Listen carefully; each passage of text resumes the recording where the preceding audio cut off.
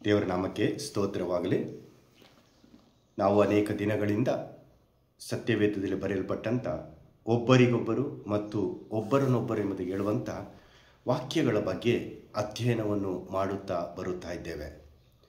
ಇದು ಅನೇಕರಿಗೆ ಆಶೀರ್ವಾದದಾಯಕವಾಗಿತ್ತು ಎಂಬುದಾಗಿ ನಿಮ್ಮ ಕಮೆಂಟ್ಸ್ಗಳ ಮೂಲಕ ನಮಗೆ ತಿಳಿದು ಬರುತ್ತದೆ. ಮಾತ್ರವಲ್ಲ, ಅನೇಕರು ನಿಮ್ಮ ವಾಟ್ಸಪ್ಗಳ ಮೂಲಕ ಕೂಡ ನಮಗೆ ಈ ವಿಷಯವನ್ನು ತಿಳಿಸಿದ್ದೀರಿ. ಇದರ ಮೂಲಕ ದೇವರ ನಾಮಕ್ಕೆ ಮಹಿಮೆಯಾಗಲಿ ಎಂಬುದಾಗಿ ನಾನು ಕೇಳಿಕೊಳ್ಳುತ್ತೇನೆ. ಒಬ್ಬರಿಗೊಬ್ಬರು ಅಥವಾ ಒಬ್ಬರನ್ನೊಬ್ಬರು ಅಥವಾ ಮತ್ತೊಬ್ಬರು ಎಂಬುದಾಗಿ ಹೇಳುವಂಥ ಮಾತುಗಳ ಬಗ್ಗೆ ನಾವು ಧ್ಯಾನಿಸುವಾಗ ಇವತ್ತಿನ ವಾಕ್ಯ ಭಾಗ ಅದು ರೋಮಾಪುರದವರಿಗೆ ಬರೆದ ಪುಸ್ತಕ 13ನೇ ಅಧ್ಯಾಯದ 8ನೇ ವಚನವನ್ನು ನಾವು ಧ್ಯಾನಿಸುವ. ಪೌಲನು ರೋಮಾಪುರದವರಿಗೆ ಬರೆದ ಪುಸ್ತಕ 13ನೇ ಅಧ್ಯಾಯದ 8ನೇ ವಚನ.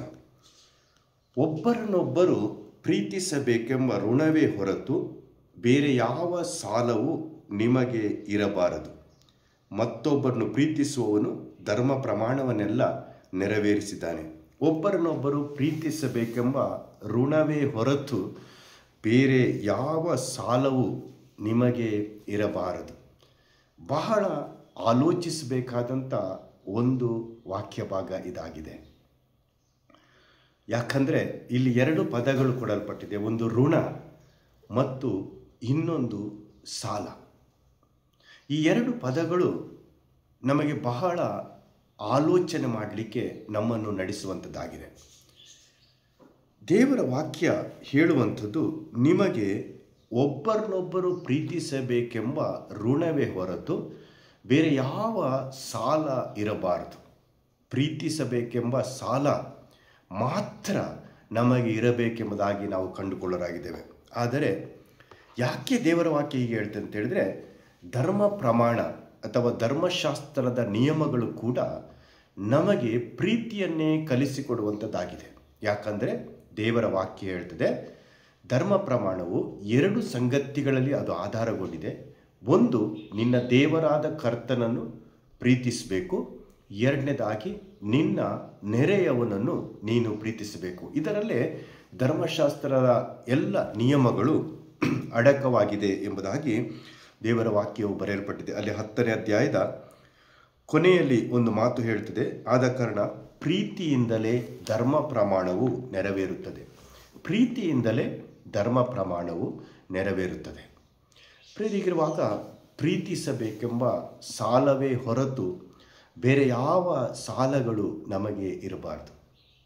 ಆದರೆ ಇವತ್ತಿನ ಪರಿಸ್ಥಿತಿಯಲ್ಲಿ ದೇವರ ಸಭೆಗಳ ಒಳಗೆ ಪ್ರೀತಿಸಬೇಕೆಂಬ ಸಾಲದ ಹೊರತಾಗಿ ಬೇರೆ ಬೇರೆ ಸಾಲಗಳು ಇರುವಂಥದ್ದಾಗಿದೆ.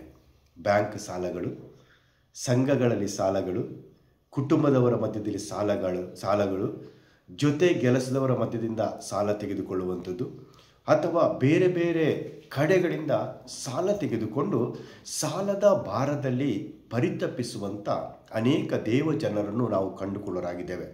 ದೇವರ ವಾಕ್ಯ ಹೀಗೆ ಹೇಳ್ತದೆ, ನಮಗೆ ಈ ಸಾಲಗಳಿರಬಾರದು.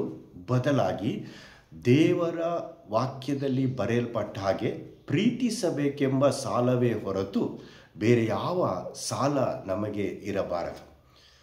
ಇದರಿಂದ ನಾವು ದೇವರ ವಾಕ್ಯದಲ್ಲಿ ನಾವು ಕಂಡುಕೊಳ್ತೇವೆ, ನಾವು ಪ್ರೀತಿಸಬೇಕು. ಯಾರನ್ನು? ಒಬ್ಬರನ್ನೊಬ್ಬರು ಪ್ರೀತಿಸಬೇಕು. ಯೇಸು ಸ್ವಾಮಿ ಕೂಡ ಅದನ್ನೇ ಆತನು ಕಲಿಸಿಕೊಟ್ಟಿದ್ದಾನೆ. ನಾವು ಪಾಪಿಗಳಾಗಿದ್ದಾಗಲೂ ಆತನು ನಮ್ಮನ್ನು ಪ್ರೀತಿಸಿದನು. ಯೋಹನ್ನ ಸುವಾರ್ತೆ 3ನೇ ಅಧ್ಯಾಯದ 16ನೇ ವಚನದಲ್ಲಿ ದೇವರ ವಾಕ್ಯ ಹೇಳ್ತದೆ, ದೇವರು ಲೋಕದ ಮೇಲೆ ಎಷ್ಟೋ ಪ್ರೀತಿಯನ್ನು ಇಟ್ಟು ತನ್ನ ಒಬ್ಬನೇ ಮಗನನ್ನು ಕೊಟ್ಟನು. ನಾವು ದೇವರಿಗೆ ವಿರೋಧಿಗಳಾಗಿದ್ದ ಸಮಯದಲ್ಲಿಯೇ ದೇವರು ನಮ್ಮನ್ನು ಪ್ರೀತಿಸಿ ತನ್ನ ಒಬ್ಬನೇ ಮಗನನ್ನು ಆತನು ಕಳಿಸಿಕೊಟ್ಟನು. ಆ ಯೇಸು ಕ್ರಿಸ್ತನು ಕೂಡ ನಮಗೆ ಕಲಿಸಿಕೊಡುವಂಥದ್ದು, ನಿಮ್ಮ ವೈರಿಗಳನ್ನು ಪ್ರೀತಿಸಿರಿ, ನಿಮ್ಮ ನೆರೆಯವನನ್ನು ಪ್ರೀತಿಸಬೇಕೆಂಬುದಾಗಿರುವಂಥ ಸಂಗತಿಯನ್ನು ದೇವರ ವಾಕ್ಯ ನಮಗೆ ಕಲಿಸಿಕೊಡುವಂಥದ್ದು ಆಗಿದೆ. ರೋಮಾಪುರದವರಿಗೆ ಬರೆದ ಪುಸ್ತಕ 12ನೇ ಅಧ್ಯಾಯದ 9ನೇ ವಚನದಲ್ಲಿ ದೇವರ ವಾಕ್ಯ ಹೀಗೆ ಹೇಳ್ತದೆ, ನಿಮ್ಮ ಪ್ರೀತಿಯು ನಿಷ್ಕಪಟವಾಗಿರಲಿ. ನಿಮ್ಮ ಪ್ರೀತಿಯು ನಿಷ್ಕಪಟವಾದ ರೀತಿಯಲ್ಲಿರಲಿ ಅಥವಾ ನಿಷ್ಕಪಟವಾದ ಪ್ರೀತಿಯು ಆಗಿರಲಿ. ಪ್ರಿಯರೇ, ಇವತ್ತಿನ ದಿನದಲ್ಲಿ ನಿಷ್ಕಪಟವಾದ ಪ್ರೀತಿ ಕಾಣುವಂಥದ್ದು ಬಹಳ ಕಷ್ಟ. ಯಾಕಂದರೆ ನಿಷ್ಕಪಟವಾದ ಪ್ರೀತಿ ಅಂದರೆ ಕಪಟವಿಲ್ಲದಂಥ ಒಂದು ಪ್ರೀತಿ ಅಥವಾ ಬಯಸದೆ ಮಾಡುವಂಥ ಪ್ರೀತಿ. ಇವತ್ತಿನ ದಿನಗಳಲ್ಲಿ ಸಾಧಾರಣವಾಗಿ ಎಲ್ಲ ಪ್ರೀತಿಗಳು ಬಯಕೆಯ ಮೇಲೆ ಆಧರಿಸಿಕೊಂಡಿದೆ, ಬಯಸಿ ಪ್ರೀತಿಸುವಂಥದ್ದು. ಆದರೆ ಯೇಸು ಕ್ರಿಸ್ತನು ಅಥವಾ ದೇವರು ಏನನ್ನೂ ಬಯಸದೆ ನಮ್ಮನ್ನು ಆತನು ಪ್ರೀತಿಸಿದನು. ಏನನ್ನೂ ಬಯಸದೆ ತನ್ನ ಒಬ್ಬನೇ ಮಗನನ್ನು ಆತನು ನಮಗೋಸ್ಕರ ಬಲಿಯಾಗಿ ಸಮರ್ಪಿಸಿದನು. ಕ್ರಿಸ್ತನು ಕೂಡ ನಮ್ಮನ್ನು ಪ್ರೀತಿಸಿದನು, ಏನನ್ನೂ ಬಯಸದೆ. ಆದುದರಿಂದ ನಮ್ಮ ಪ್ರೀತಿಯು ಬಯಸದೆ ಬರುವಂಥ ಪ್ರೀತಿಯಾಗಿರಬೇಕೆಂಬುದಾಗಿ ದೇವರ ವಾಕ್ಯ ಹೇಳುವಂಥದ್ದನ್ನು ನಾವು ಕಾಣುವರಾಗಿದ್ದೇವೆ. ಅಲ್ಲಿಯೇ ರೋಮಪುರದವರಿಗೆ ಬರೆದ ಪುಸ್ತಕ 12ನೇ ಅಧ್ಯಾಯದ 10ನೇ ವಚನದಲ್ಲಿ ದೇವರ ವಾಕ್ಯ ಹೀಗೆ ಹೇಳ್ತದೆ: ಕ್ರೈಸ್ತ ಸಹೋದರರು ಅಣ್ಣ ತಮ್ಮಂದಿರೆಂದು ಒಬ್ಬರನ್ನೊಬ್ಬರು ಪ್ರೀತಿಸಿರಿ. ಕ್ರೈಸ್ತ ಸಹೋದರರು ಅಣ್ಣ ತಮ್ಮಂದಿರೆಂದು ಒಬ್ಬರನ್ನೊಬ್ಬರು ಪ್ರೀತಿಸಬೇಕು. ನಾವು ಯಾವುದೇ ಒಂದು ಪಂಗಡಗಳಿಂದ ಅಥವಾ ವಿಭಿನ್ನವಾದ ಸ್ಥಳಗಳಿಂದ ಸಂಪ್ರದಾಯಗಳಿಂದ ನಾವು ಬಂದರೂ ಕ್ರಿಸ್ತನಲ್ಲಿ ನಾವೆಲ್ಲರೂ ಅಣ್ಣ ತಮ್ಮಂದಿರಾಗಿದ್ದೇವೆ. ನಮಗೆಲ್ಲರಿಗೂ ಒಬ್ಬನೇ ತಂದೆಯಾಗಿದ್ದಾನೆ, ಒಂದೇ ತಂದೆಯ ಮಕ್ಕಳು ನಾವು ಆಗಿರಬೇಕು.